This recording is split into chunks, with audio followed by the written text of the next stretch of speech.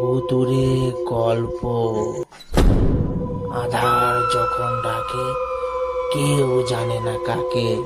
শুরু হচ্ছে ভুতুড়ে গল্পের 37 নম্বর এপিসোড। আমি কুশাল।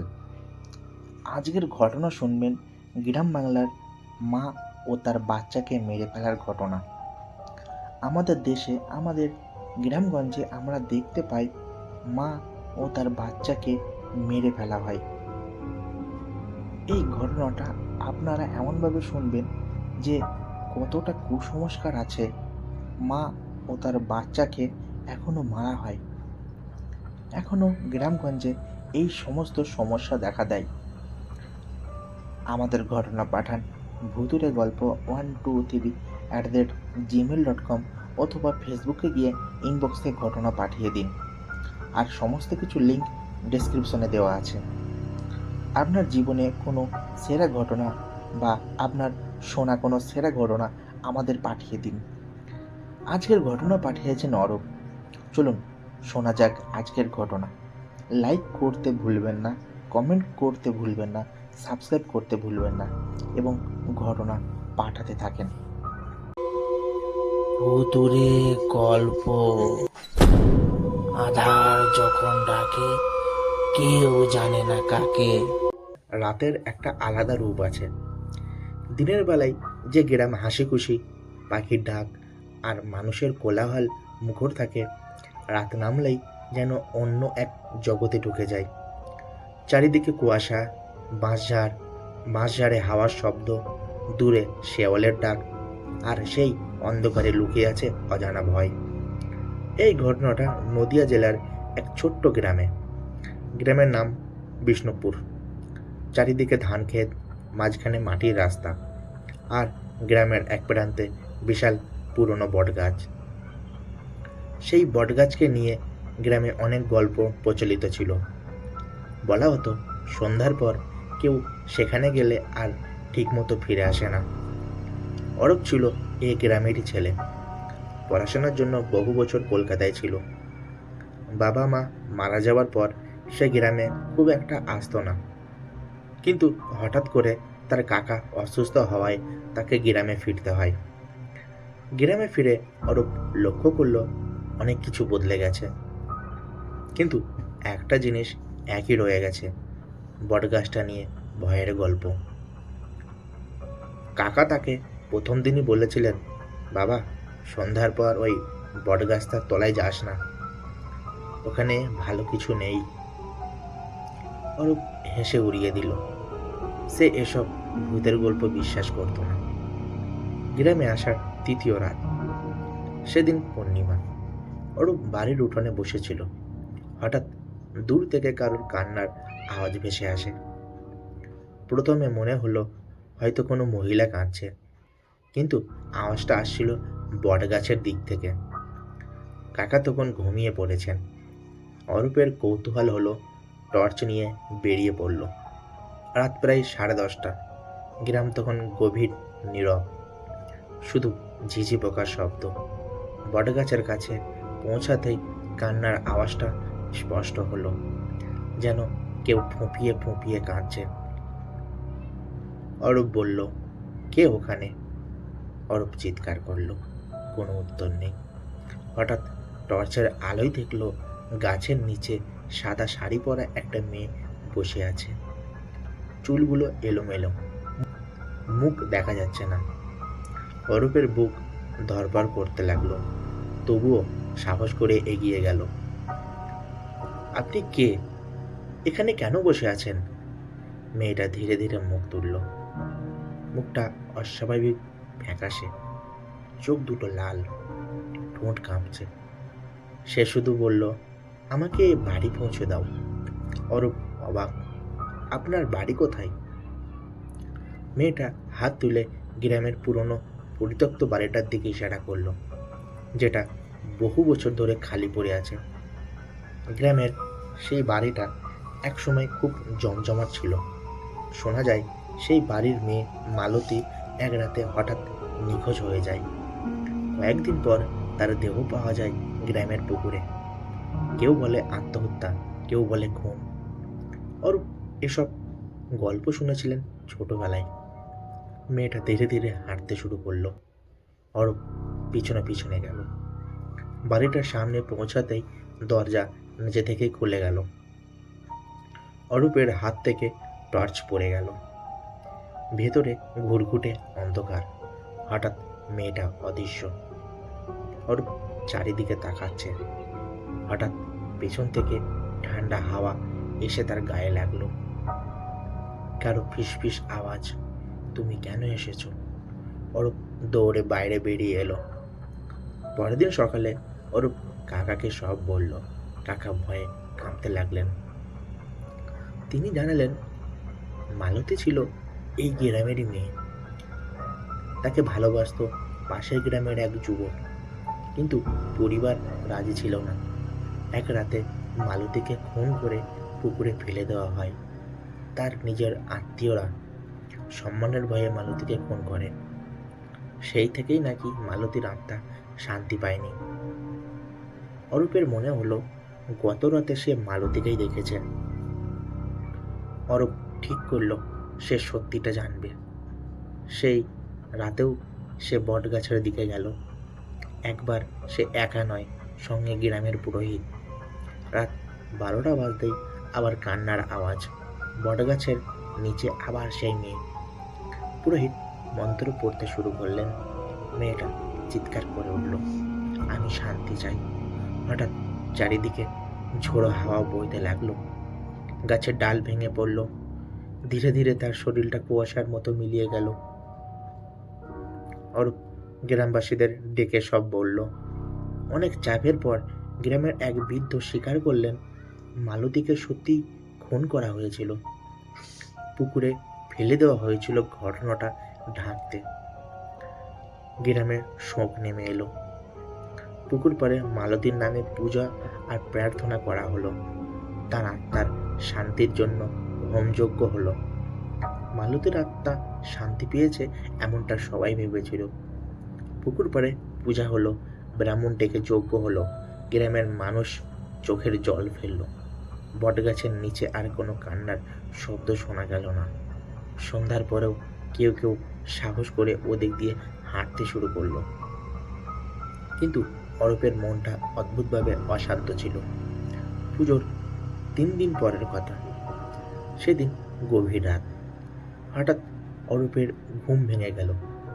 মনে হলো কেউ তার কানের কাছে ফিসফিস করছে, তুমি কথা রাখোনি। অরূপ ঘুম চোখে উঠে বসলো। ঘরের ভেতর কেউ নেই। ঘরের ভেতর কেউ নেই। জানালাটা অল্প খোলা, বাইরে পূর্ণিমার আলো। সে নিজেকে বোঝালো স্বপ্ন। কিন্তু ঘরের কোণে রাখা আয়নাটার দিকে তাকিয়ে তার বুক ধক করে উঠল। ভেতরে তার নিজের প্রতিনিধির পেছনে ক্ষীণ একটা ছায়া দাঁড়িয়ে আছে। অরূপ ঘুরে তাকালো, কেউ নেই। আবার আয়নার তাকাতেই ছায়াটা মিলিয়ে গেল। পরদিন সকালে গ্রামের এক মহিলা চিৎকার করে উঠলেন, পুকুরের জল লালচে হয়ে গেছে। লোকজন ভিড় করলো। কেউ বলল মাটি থেকে রং উঠেছে, কেউ বলল কোনো পশুর রক্ত। অরূপ চুপচাপ দাঁড়িয়েছিল। তার মনে পড়ে গেল মালতীর মৃতদেহ এই পুকুরেই পাওয়া গিয়েছিল। হঠাৎ সে শুনতে পেল সেই পরিচিত ফিসফিস আওয়াজ, আমি একা ছিলাম না। অরূপ কেঁপে উঠল। সেই বিকালে অরূপ আবার সেই বৃদ্ধ লোকটার কাছে গেল, যিনি আগেরবার খুনের কথা স্বীকার করেছিলেন।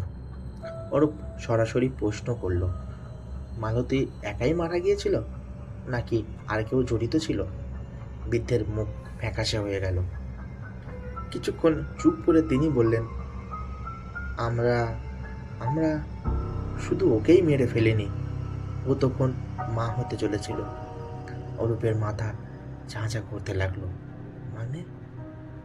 বৃদ্ধ কাঁপা কাঁপা গলায় বললেন, ওর পেটে বাচ্চা ছিল। পরিবারের লজ্জা ঢাকতে ওকে পুকুরে ফেলে দেওয়া হয়। অরূপ বুঝল মালতীর আত্মা শুধু নিজের জন্য নয়, তার অনাগত সন্তানের জন্যও শাস্তি চাইছিল। গ্রামের ওপর নেমে এসেছে অদ্ভুত নীরবতা। হঠাৎ বটগাছের দিক থেকে একসঙ্গে দুই রকম কান্নার আওয়াজ ভেসে এলো, একটা নারীর আর একটা শিশুর। গ্রামবাসীরা ভয়ে ঘরের দরজা বন্ধ করে দিল। অরূপ সাহস করে আবার বেরোলো। এবার সে একা। বটগাছের নিচে পৌঁছে সে যা দেখলো তার জীবনে কখনো ভুলতে পারবে না। মালতী দাঁড়িয়ে আছে, কিন্তু এবার তার কোলে একটা ছোট্ট অস্বাভাবিক ফ্যাকাশে শিশুর অবয়ব। মালতীর চোখে আগুনের মতো জল করছে রাগ। সে বলল, আমার সন্তানের বিচার কে দেবে? হঠাৎ চারিদিকে ঝড় শুরু হলো। বটগাছের ডালপালা কাঁপতে লাগলো। শিশুটার কান্না কানে বিঁধতে লাগলো। ওরা কাঁপা গলায় বলল, আমি সত্যিটা সবার সামনে আনবো, তোমাদের জন্য পূর্ণ শ্রাদ্ধ করব। মালতীর চোখে জল ঝরল, কিন্তু তার মুখে এক অদ্ভুত কঠোরতা। পরদিন সকালে খবর এলো, মালতীর হত্যায় জড়িত দুইজন লোক রহস্যজনকভাবে অসুস্থ হয়ে পড়েছে।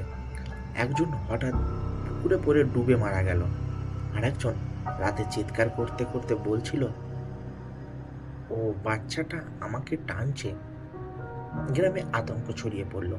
লোকজন বলা বলে শুরু করলো, মালতী শুধু শান্তি চায়নি, সে প্রতিশোধও চাইছে। ওরা বুঝল এবার বড় কিছু করতে হবে। সে শহর থেকে এক তান্ত্রিককে ডেকে আনলো। তান্ত্রিক বলল, আত্মা শান্তি পায়নি কারণ তার সন্তানকে স্বীকৃতি দেওয়া হয়নি। সেই রাতে পুকুর পাড়ে বিশেষ পুজো হলো। মালতী ও তার অনাগত সন্তানের নামে প্রদীপ জ্বালানো হলো। রাত ঠিক 12টায় হঠাৎ চারিদিক অন্ধকার হয়ে গেল। বাতাস থেমে গেল। বটগাছের দিক থেকে ধীরে ধীরে দুইটা সাদা অবয়ব বেরিয়ে এলো। মালতী এবার শান্ত। তার কোলে শিশুটি আর কাঁদছে না। সে অরূপের দিকে তাকিয়ে মৃদু হাসল। এবার আমরা যাচ্ছি। হঠাৎ দুটি অবয়ব মিলিয়ে গেল জ্যোৎস্নার আলোয়। পরদিন থেকে গ্রাম একেবারে শান্ত। পুকুরের জল স্বাভাবিক। বটগাছের নিচে আর কোনো ছায়া নেই। গ্রাম শান্ত হয়েছে, এটাই সবাই ভেবেছিল। মালতী আর সন্তানের আত্মা জ্যোৎস্নার আলোয় মিলিয়ে যাবার পর থেকে বটগাছের দিকটা যেন অস্বাভাবিক হয়ে গিয়েছিল। সন্ধ্যার পরেও ছেলেরা সেখানে বসে গল্প করত। পুকুরের জল পরিষ্কার, বাতাসে আর কান্নার শব্দ নেই। কিন্তু অরূপের মন বলছিল কিছু একটা শেষ হয়নি। পুজোর এক সপ্তাহ পর এক ভোরে গ্রামের মসজিদের পাশের কাঁচা রাস্তায় একটা অদ্ভুত চিহ্ন দেখা গেল। কাদামাটির ওপর ছোট ছোট পায়ের ছাপ, একটা শিশুর মতো, কিন্তু সেগুলো শুরু হয়েছে পুকুর পাড় থেকে আর গিয়ে থেমেছে বটগাছের নিচে। গ্রামবাসীরা শিউরে উঠল। কারো বাচ্চা কি রাতে বেরিয়েছিল? সবাই বলল না। অরূপ সেই পায়ের ছাপ পরীক্ষা করলো। ছাপগুলো গভীর, যেন ভেজা পা জল থেকে উঠে এসেছে। তার বুকের ভেতর ঠান্ডা একটা অনুভূতি জমে গেল। সেই রাতে অরূপ আবার স্বপ্নে দেখল সে দাঁড়িয়ে আছে পুকুর পাড়ে। হঠাৎ পেছন থেকে ছোট্ট একটা হাত তার আঙুল ধরে টানছে। সে নিচে তাকালো। একটা ছায়াময় শিশু। শিশুটি বলল না কিছুই, শুধু আঙুল তুলে বটগাছের দিকে দেখালো। হঠাৎ আকাশ কালো হয়ে গেল। দূরে মালতীর কণ্ঠ ভেসে এলো, ওকে ওরা মাটিও দেয়নি। অরূপ হঠাৎ ঘুম থেকে উঠে বসল, ঘাম ভেজা শরীর। তার মনে হলো শুধু পূজাই যথেষ্ট ছিল না, কিছু একটা অসম্পূর্ণ। পরদিন অরূপ কয়েকজন যুবককে নিয়ে পুকুর পাড়ে খুঁড়তে শুরু করলো। গ্রামের বৃদ্ধরা বাধা দিল, বলল পাপ হবে, কিন্তু অরূপ থামল না। পুকুরের এক কোণে যেখানে মালতীর দেহ পাওয়া গিয়েছিল, সেখানে মাটি একটু আলাদা রকম শক্ত ছিল। অনেক কষ্টে মাটি সরাতেই বেরিয়ে এলো একটা ছোট্ট কাপড়ের টুকরো, আর তার ভেতরে ছোট্ট হাড়ের মতো কিছু। গ্রামের এক বৃদ্ধা কেঁদে উঠলেন। ওর বাচ্চাকে আলাদা করে মাটি চাপা দিয়েছিল, ওরা কাউকে না জানিয়ে। সেই মুহূর্তে আকাশ হঠাৎ কালো মেঘে ঢেকে গেল, বজ্রপাত হলো। সেই রাতে পুরো গ্রাম যেন আতঙ্কে কাঁপছিল। হঠাৎ বটগাছের দিক থেকে বিকট হাসির শব্দ ভেসে এলো। এবার সেটা মালতীর নয়, একটা কর্কশ পুরুষ কণ্ঠ। অরূপ বুঝলো এটা অন্য কিছু। গ্রামের পুরনো গল্প মনে পড়ল। বহু বছর আগে সেই বটগাছের নিচে এক তান্ত্রিক নাকি তন্ত্র সাধনা করত। সে নাকি অশুভ শক্তিকে আহ্বান করেছিল। সেই শক্তি কখনো পুরোপুরি চলে যায়নি। মালতীর আত্মা হয়তো শান্তি পেয়েছে, কিন্তু সেই অশুভ শক্তি এখন মুক্ত। অরূপ একা বেরিয়ে গেল। বটগাছের নিচে দাঁড়িয়ে সে দেখল গাছের ডালের সঙ্গে ঝুলছে একটা অন্ধকার ছায়া। চোখ দুটো জ্বলছে আগুনের মতো। হঠাৎ ঠান্ডা হাওয়া তার গলায় চাপ দিল, যেন কেউ শ্বাসরোধ করছে। কানে ভেসে এলো কর্কশ গলা, এরা আমার, এই গ্রাম আমার। অরূপ মনে মনে মালতীর নাম জপতে লাগলো। হঠাৎ গাছের ওপরে ক্ষীণ আলো দেখা গেল। মালতীর ছায়া আবার ফুটে উঠল, কিন্তু এবার সে আগের মতো ভীত নয়। সে সেই অশুভ ছায়ার দিকে তাকিয়ে বলল, এই গ্রাম আমার সন্তানের রক্তে ভেজা, তুই নয়। হঠাৎ প্রচণ্ড ঝড় উঠল।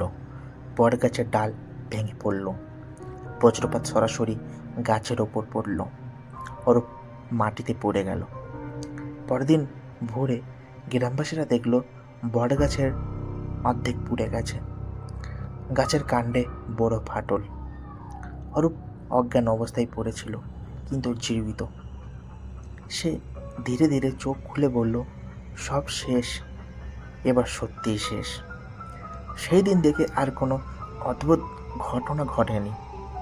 পুকুর পাড়ে মালতী আর তার সন্তানের জন্য ছোট্ট একটা স্মৃতিফলক তৈরি হলো। গ্রামের মানুষ প্রতি বছর সেখানে প্রদীপ জ্বালায়। বটগাছটা এখনও দাঁড়িয়ে আছে, অর্ধেক পুড়ে কালো হয়ে, কিন্তু তার ছায়ায় এখন আর ভয় নেই, শুধু একটা শিক্ষা, অন্যায় আর লুকোনো পাপ কখনো চাপা থাকে না। একদিন না একদিন তা অন্ধকার ফুঁড়ে বেরিয়ে আসবে। ভুতুরে গল্প। আধার যখন ডাকে, কেউ জানে না কাকে। বুধবার, শুক্রবার আর রবিবার ঠিক রাত 10টায় ইউটিউব চ্যানেলে ভিডিও আসবে। যদি ঘটনাগুলো আপনাদের ভালো লাগে তবে লাইক, কমেন্ট আর সাবস্ক্রাইব করতে একদম ভুলবেন না।